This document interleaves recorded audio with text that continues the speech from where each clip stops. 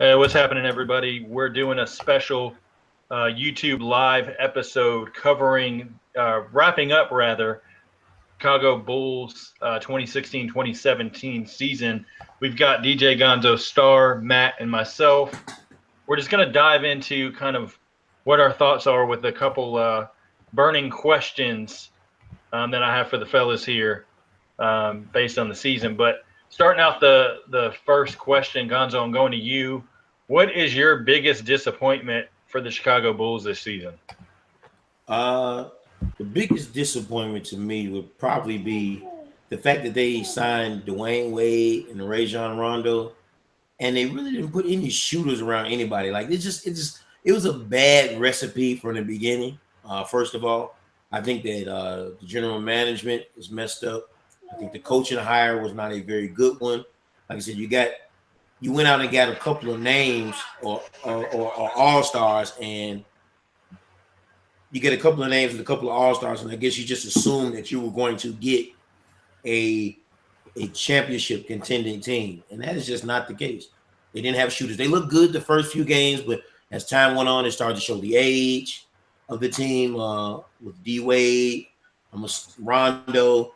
Then you make a trade and you get rid of Taj Gibson, who I think was probably, to me, in my opinion, the second best player on the team for the Bulls team this year. Then you get rid of Doug McDermott. You get rid of a shooter that you could have used. And now you're pretty much tanking, something that you should have done from jump. Mm-hmm. Absolutely. The biggest problem, they just seem to have no real direction. You know, they want to run this, you know, you get Hoiberg, you want to run the space and pace offense, yet you have Doug McDermott at the start of the season. You sign Wade, you sign Rondo, and it's like you're not going to run the space and pace offense with these guys. There's no shooting. You know, your two best shooters were Doug, obviously, and then a very inconsistent Nico. You know, and they just did not surround the team with the kind of style they wanted to run. And then,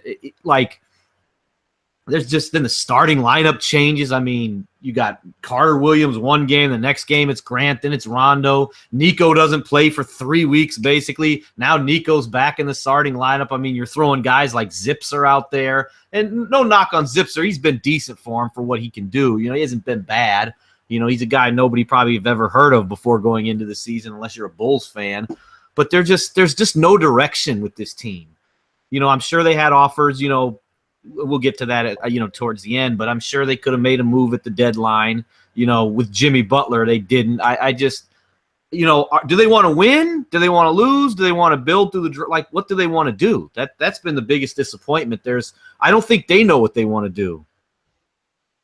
Yeah, I mean, exactly right, because as you said, Gunzo, they started out hot shooting from three, and it's like, okay, this team might actually, you know, be able to space the floor, and then all of a sudden just everything went to exactly what we all expected. No spacing.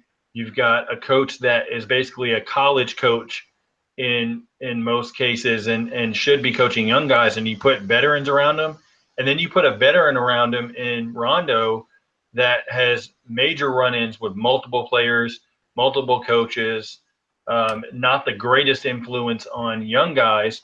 You've got Jimmy Butler there that you dangle in trade talks, you know, basically going back to last season. You don't move him. Then you bring in a trade. You trade Tony Snell, who was, you know, potentially a shooter, not a great one, but, you know, could knock down some shots if needed. You trade him for Michael Carter Williams. And I think Snell's hitting close to 40% from his threes this year. Yeah, so, I mean, all the way around, it's just a bad look from the general manager standpoint. Making those moves, it's almost like you put Wade in there saying, okay, this is a guy that went to Marquette. He's going to sell some tickets. We've got Rondo, who's a former NBA champion. Let's pair him with Jimmy Butler. Let's try to get the fan base behind us, but let's put nothing else with them and let's see how it goes. And they had to know in the back of their mind that they were going to be either a mediocre team or not very good at all. So I question the management standpoint more than I question anything else. The only thing that makes sense is butts in the seats. Yeah, you get Wade, you get Rondo, you get names on the back of the jersey. Let's fill the United Center, which they don't have to do that because and Gonzo knows this, when they were bad after Michael and them, they were still selling out home games when they were the worst team in the NBA. The fans were going to show up. They love the Bulls. They're going to be there, so you didn't have to, to sign those guys. And then I've got these stats. Tony Snell is shooting 40.5% from three on he's almost making 2 a game. So that goes to show you what they lost with Tony Snell. And you get Carter Williams back, who, yeah. Michael Carter Williams, I'm just going to go ahead and say it because I got to see a ton of him as a Sixers fan, and he should not be anywhere in a rotation for an NBA team. He just terrible shooter, doesn't play great defense, is constantly injured. There's just not a lot of positive. I mean, he's got height and he can drive into the lane, but he doesn't do anything with it. With his instincts, and height, he should be better than he is, but it's almost like his confidence just, went out the window once he was traded, from Philadelphia. So, Matt, going to you with this one, best moment of the season for the Bulls. Is there, let me ask you, is there a best moment for the Bulls this season?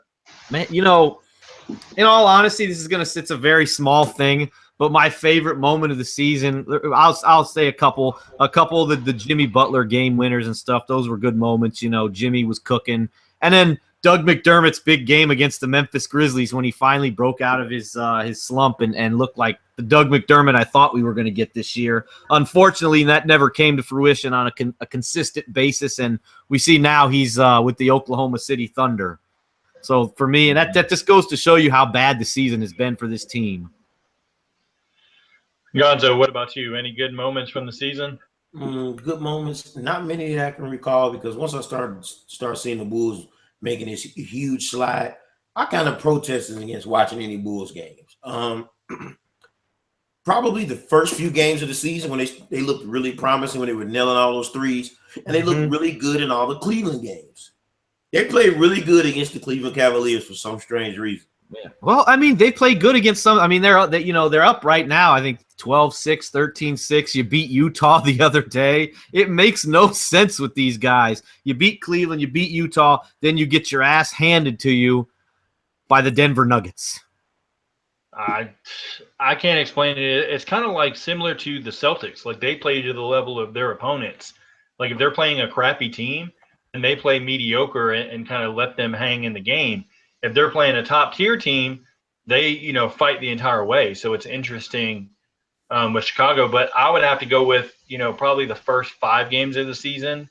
And then after that, I was just like, well, here we go with the same stuff. Wade's not hitting threes anymore. Jimmy's not scoring. Jimmy's not scoring. And then Rondo's not setting guys up consistently anymore. So, what's the point of this? This is going to blow up in their face. And it went exactly that way. Absolutely.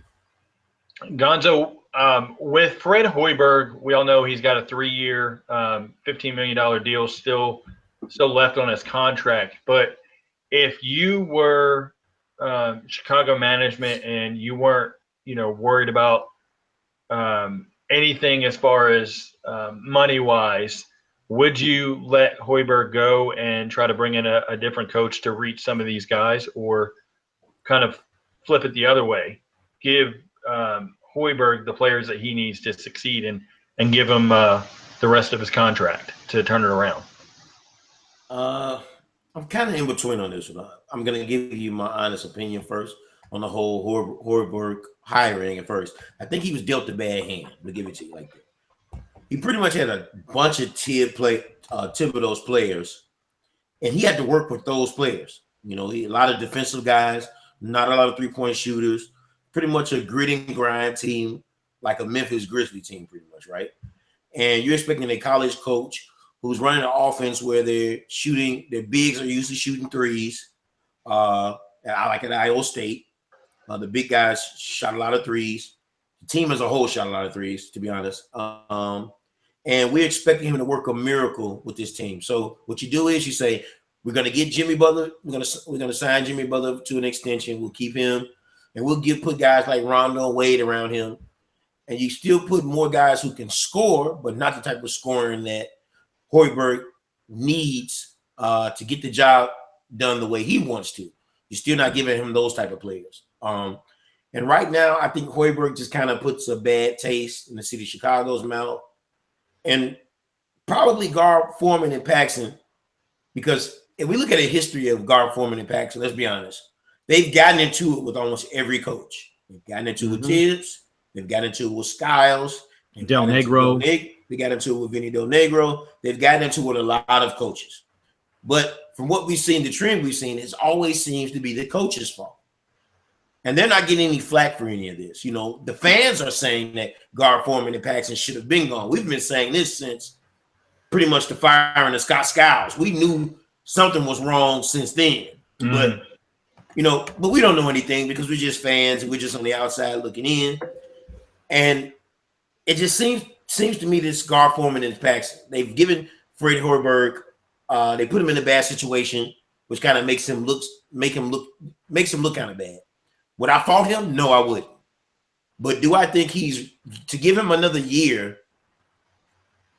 To be honest with you, this year was the perfect year for them to tank and get prepared for a draft where they would get a decent pick. Because let's be honest right now. Let's look at the Bulls right now. The Bulls are like on the cusp of making an 8th seed playoff spot. They're like 2.5 games back from like Detroit and Miami. And if they panned out and they happen to get the 8th seed, it kind of messed them up with the good draft pick because now they're a playoff team. But even then, they probably wouldn't even get a top 10 pick because of the position that they are in, being a 9th seed or being a 9th or 10th seed at the end of the year as well. So they're kind of in between, you know. And honestly, if they're really going to start up from scratch, it's going to have to boil down to trading Jimmy Butler now because you can get picks for Jimmy. Honestly, this year, I thought the perfect time would be to trade Jimmy to Boston. Boston would be a great pick for Jimmy with Isaiah Thomas, with Brad Stevens and what they got going on over their defensive team. They could use the extra score. The Bulls could have got a couple of picks from those Brooklyn Nets picks from Boston and possibly started a rebuild. So right now, to start Hoiberg over, no, I wouldn't. I would start with somebody totally new. And right now, you're just going to have to – right now, Bulls fans, and I'm a Bulls fan, Matt's a Bulls fan, we just got to realize that, look, we're going to suffer having a really, really bad team for the next few years. This is something that has to happen. Absolutely. Hoiberg has to go. I don't think you rebuild and give him new players. You know, at this point, it's too late. You know, what I'm going to say now will go hand in hand with the offseason. Like, I'm just going to say Boston Celtics. That's all I'm going to say about the offseason. That's where you got to go. But I think the problem is you have an organization like this team. They're not bad enough to get like a top 5 or 6 pick, but they're not good enough to be any threat in the playoffs. It's like they're just content. We're just good enough to get a 7 or 8 seed in the East. So, but why? So you can lose to Cleveland, who you think they probably think, oh, we can beat Cleveland. No. That ain't happening. No, they maybe they'll get a game. You know, just because they play Cleveland well, but they're not beating the Cavs. Yeah, if like 3 of the best players on Cleveland sit, they'll get a game. Yeah, exactly. The regular season is completely different. Remember when that Brooklyn team got together with Williams and Garnett, and they swept the Heat in the regular season? What happened come playoff time? Sweep. Yeah. So it's just fool's gold. You know, but the Bulls, they're back to the no direction thing. You know, get rid of Hoiberg. You know, it's gonna suck if you're the Bulls because now you're gonna be paying Thibodeau and Hoiberg not to coach the Bulls. But I think it's the best thing for the franchise. I mean, he's lost the locker room. I don't think they respect him very much. You know, just cut your ties and let's just start with a complete rebuild. And it can be, and I'll get to it when we talk about what's to come in the offseason, it can be a pretty quick rebuild. Yeah. The only thing that I question with getting rid of Hoiberg is Jerry Reinsdorf does not like to pay people if he doesn't have to. Yes, he is paying Thibodeau, but I don't know that he would branch out and try to, fire Hoiberg in the offseason. But then again, what are you really going to put Hoiberg, with that's going to make him successful as a coach? Because what young guys do you really have on the team that you can say are cornerstones of the franchise? Zipser, no. He's, basically coming over. He's a rookie coming over from the EuroLeague. He's shown some flashes, but he's more a rotation guy at the bottom end of it.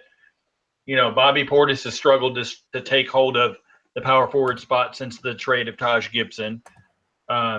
You're kind of playing around with different rotation looks, and it's just not boding well for really what Hoiberg needs, which is what you could have gotten in a Jimmy trade. You could have gotten the chance to draft Markelle Fultz and, put another piece together next year with Fultz, got a young guy back in, say, a Jaylen Brown or Marcus Smart or something of that nature, that you could have had some pieces to say, okay, now we can give Hoiberg one more year, let him run through.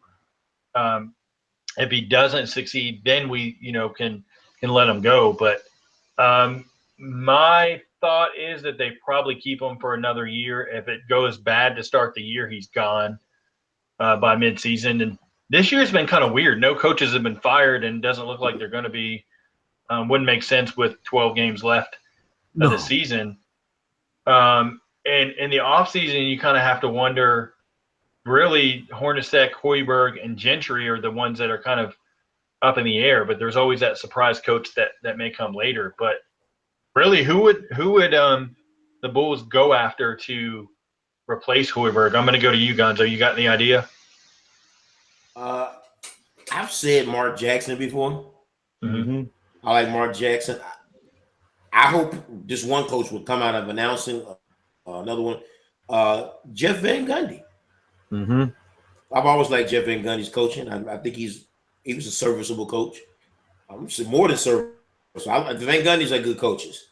They accomplish a lot with very little, So I would take someone like that. Let me think of another name if I can. Those might be the top three right off the top of my head. Mm-hmm. I've got three names I'm going to throw out first. The first two I'm going to throw out. Monty Williams. He wants to get back into coaching in the NBA again. I like him. Mark Jackson's the other good one I was thinking.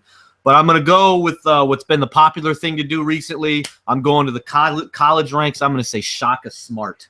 Ooh, I know it sounds crazy, okay. but I'm going to say Shaka Smart. I think he can be an NBA coach. I think you go that route if that's where you want to go. I know they went Hoiberg. I was going to say the only downside to that is they just went college coach. It didn't work. Yeah, but I like Shaka Smart being one of the premier young coaches in the college game, much like Brad Stevens. I think you go for it. And one more name I wanted to throw out there, Kenny Smith.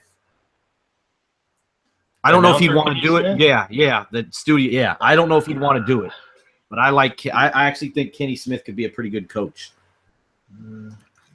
Possibly. I don't know on that one. That's a little bit of a stretch for me there. I know it's a stretch. Kerr did it. Give me Kenny Smith. I know Kenny Smith was wanted to be the GM of the Kings a few years ago. So I think he can do it.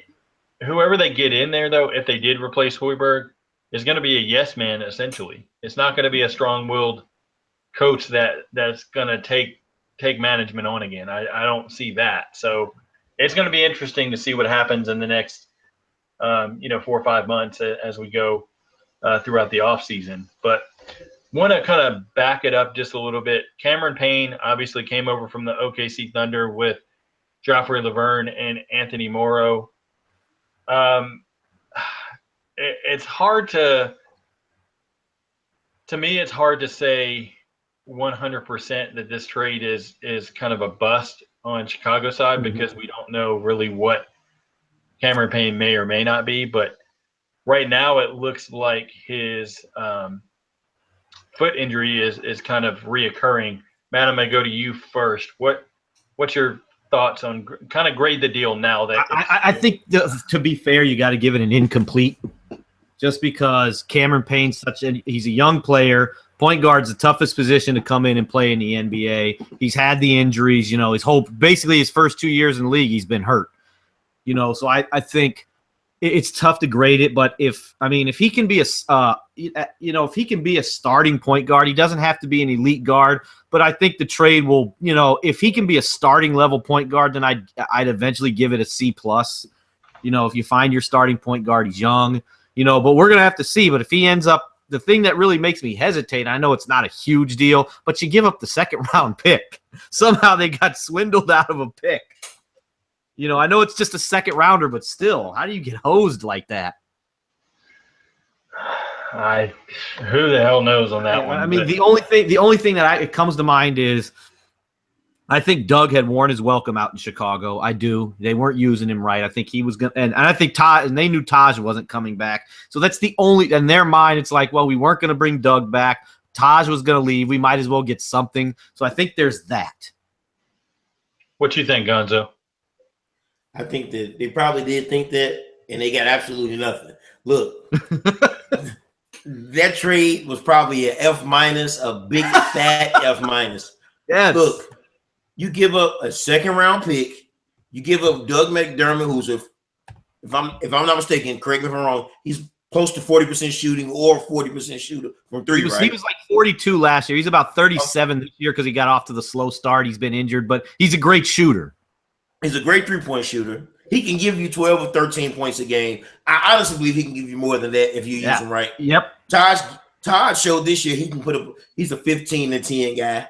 He's hustling right now and playing pretty good for OKC. And they've been much better since OKC put him in the starting lineup. They've been better. They've been way better. The record was like 8-1, 9-1 since he's been starting. Yeah. Something like that. I might be wrong on a couple of numbers, but they like way over 500 with him in the starting lineup. Now, you get Anthony Morrow, who's a decent three-point shooter. But as good of a three-point shooter as he is, he can never seem to find playing time in anybody's rotation.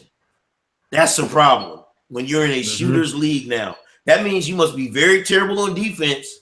You must be so bad on defense that they really just – your 12 points you put up on the offensive end, you're going to give up 12 points or more on the defensive end. So we really can't trust you in rotation. Well, he doesn't put the ball on the floor either. So and he can't dribble. He's just a catch and shoot three-point guy. That makes it even worse, So now, and then you get Cameron Payne, who's battling injury. He's off and on in games, scoring wise. Some games he looks really good. Some games he looks really bad. He's injury prone. And you get Joffrey Levine, who we've never really seen. I don't think he's got enough minutes for me to even say that he's a bad big man, or to say if he has potential to be really, really good. And like I said, you gave up a second-round pick. He showed flashes in Denver, but he didn't get a lot of playing time in OKC, Laverne, and so you can kind of put him as an incomplete. I mean, he could potentially be a guy who stretch 4 or 5 off the bench, potentially. I mean, right now he's giving you more than what they're getting, out of Bobby Portis as far as overall stability in the league, because Portis is still improving. Now, with Portis, the key is going to be obviously consistency. Is he going to be able to rebound, not just score? Oh, I put up 18, 20 points, but I only have 3 rebounds. Like, he's going to have to rebound and defend. Cameron Payne, to me, I look at him as he's going to be basically that backup point guard. I don't see how they can go forward starting him, say, all right, you're our franchise point guard, let us give you the reins, for the next 3 to 4 seasons. I think he's going to be a good scorer off the bench, but, don't expect him to facilitate a lot, things like that. So, the only way that trade looks good is if we know 100% Doug and Taj weren't going to be back at all. So you might as well get something for him. And the Doug thing, he's not doing that great in OKC either. So. But I don't think they're using him the right way either. He's out there standing in the corner. They're kind of using him the same way as Chicago did. You can't do that. He's not a standstill. He's a guy you got to run some sets for. Get him in the post a little bit. But there comes a point when, if you're the player, then you demand the ball. You get to the post and you demand the ball and say, "Well, he's in the wrong place to do that." Yeah, basically. But he's playing with Westbrook. Yeah, basically. Yeah, he's not. Yeah, he's never getting the ball with Westbrook anyway. But that's a good point there, especially in the post. Yeah, but after last night, I don't even want to get into Westbrook. Or as our good buddy Kurtlow says, Westbrick. Yeah, basically, good way to put it. That 3 with 19 seconds on the shot clock, that was When he shot that, the first person I thought of was you. Like, I knew, like, God, if Pete's watching this, he's just shaking his head. I literally said, you know, this isn't going on iTunes, so I can say it. What the fuck? Like that was my initial reaction, and my wife was like, "What?" And I'm like, "You didn't just see that? Like literally, he didn't even wait for anybody come off the screen, anybody to do anything. He just literally said, "Screw you guys, I'm shooting this 3. You know, live with it." And I mean, it's just a testament to how bad his shot selections are. But back to the Bulls. Enough of Westbrook. Gonzo, looking at Dwayne Wade, he's got the $23.8 million player option. Does he stay or does he go? I don't think Dwayne Wade should stay with the Bulls, but I don't think he should go to any other teams as well. I think Dwayne Wade, he's accomplished enough. He has 3 championships. He's multiple-time All-Star, 3-time NBA champion, number 4 shooting guard of all time. There's nothing else to prove. It's time to hang it up. I think it comes down to this, and Alana and I, we were talking about this the other day. It's going to come down to this. Like, does Wade want to go out on top as a winner? If so, you opt out, go to Cleveland. Okay? That's your best bet if you want to win. You're in the East. Or does he want to get paid? So, A, he opts back in and takes his money, or B, he signs with an average mediocre team for $10, $15 million a season for a couple years.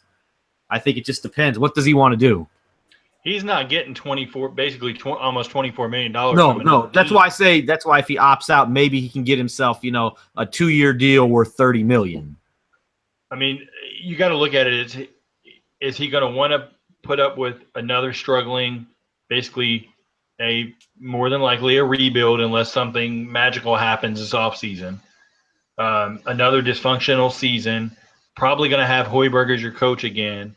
You're going to have to defend to the media, your coach. You're going to have to potentially, if Butler's not dealt, you're going to have to, defend him. Defend rumors of, is it time to trade Jimmy if he doesn't go? If he does go, then you're going to have to defend whatever young guys come in if they struggle. So it's a lot on the shoulders. Looking back at it now, his basic destinations were the Denver Nuggets and the Chicago Bulls. And sad to say, I would have, looking back on it now, you could have taken the Denver Nuggets and had more success. They'd probably be better than OKC would be in the Western Conference standings right now. But, who's to say? All right, last question. Matt, what's to come in the offseason? Just an overall overview. Well, I think I'll come in the offseason. I think you got to have a wholesale shakeup here. Starts with Jimmy Butler to the Boston Celtics. I'm okay at this point.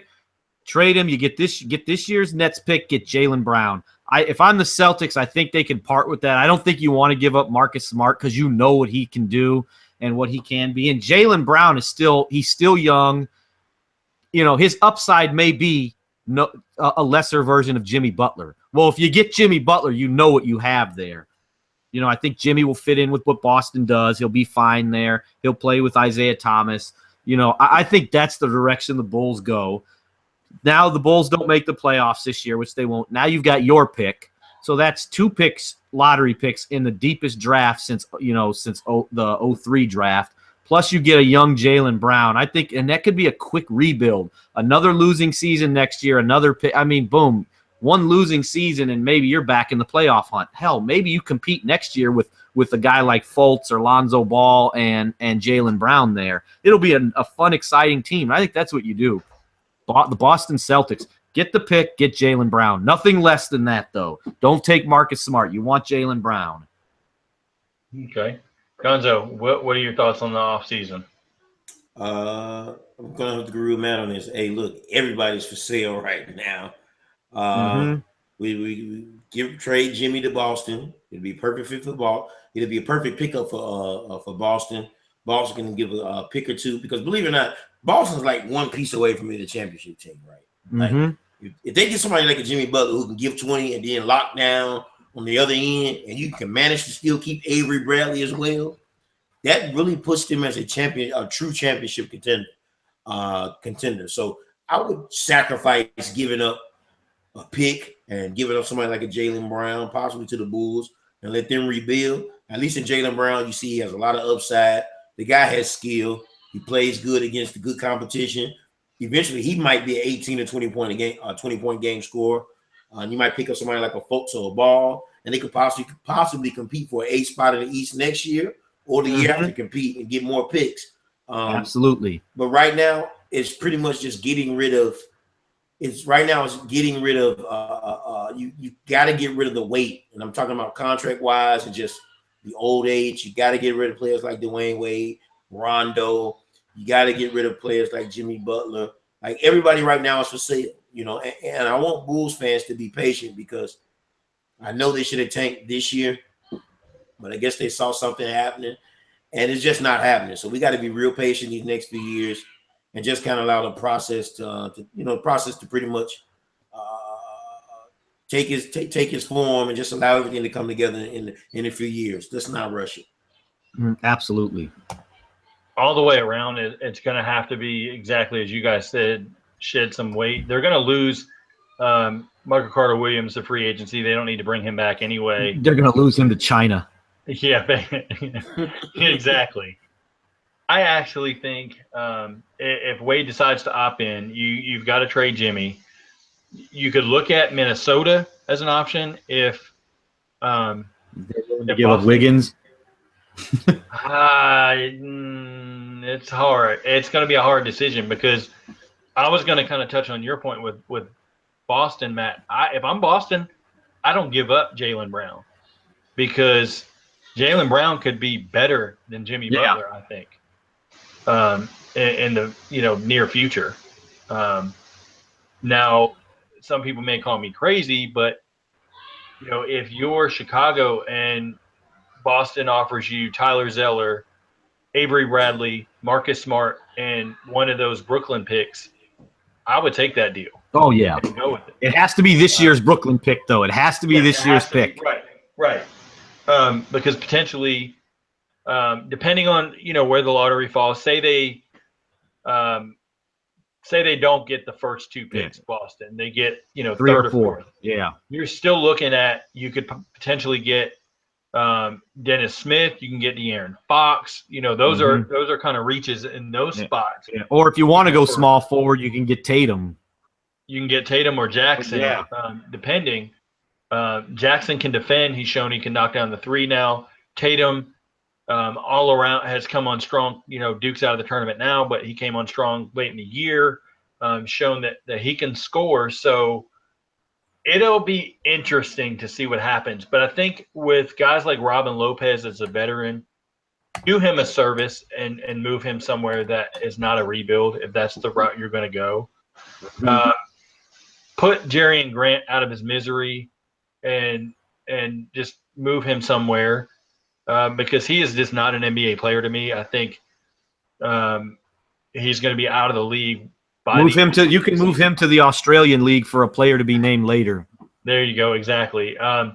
They need to develop Denzel Valentine a little more. They need to see what they have the last 12 games. Play him tons of minutes. I'm talking 35 minutes or more. He needs to start. He needs to be the starting shooting guard. Exactly. Let him make these mistakes that he's going to make.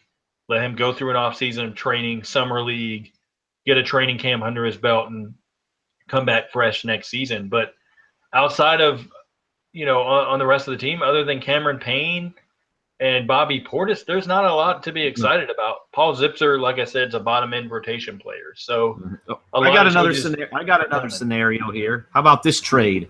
I doubt Vlade says no, but you never know because it's the Kings. Jimmy Butler for Buddy Hield, Scala Bissiere, and Willie Cauley-Stein. Not happening. No way I would give up those guys for Jimmy. For Jimmy, no, it's not happening. If you look at Minnesota's side, I'll go back to them for a second. So Levine's coming off his injury, but the potential there, he could be, a good scorer for you. Really, your 2 guard potentially if you trade Butler. You take Tyus Jones off their hands. This year's You pick. take this year's pick, Zach LaVine, Tyus Jones, and then throw in somebody. Chris Dunn. No, I wouldn't take Chris Dunn. I would say give me somebody like Nemanja Bjelica or something. Mm-hmm. That could be a rotation piece off of there. But that pick is going to be important as well, because you could still get a quality player out of the draft in that same range potentially, that you could get, Dennis Smith, you could get Jason Tatum, any of those guys, depending on where Minnesota falls. Now, if Minnesota does stay around the 10 spot, you can get a Malik Monk.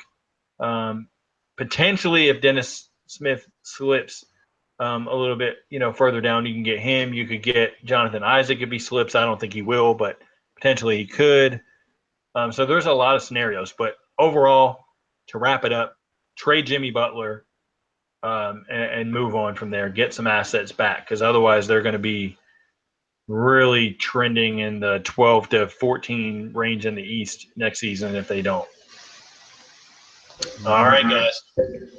Wrapping it up. Everybody that's watching live or catching this kind of on replay, don't forget to hit that subscribe button on the YouTube channel. Make sure you're checking out all the videos. We'll try to do at least 2 of these a month, if not more. We're going to do a Sacramento Kings one next week at some point, and get that knocked out. Lots of positive to talk about with the Kings, unlike the Bulls on this one. And then, of course, make sure you're checking out all the audio episodes up on iTunes. Subscribe, leave a 5-star written review, and that's going to wrap it up for the Chicago Bulls preview. Catch you guys soon.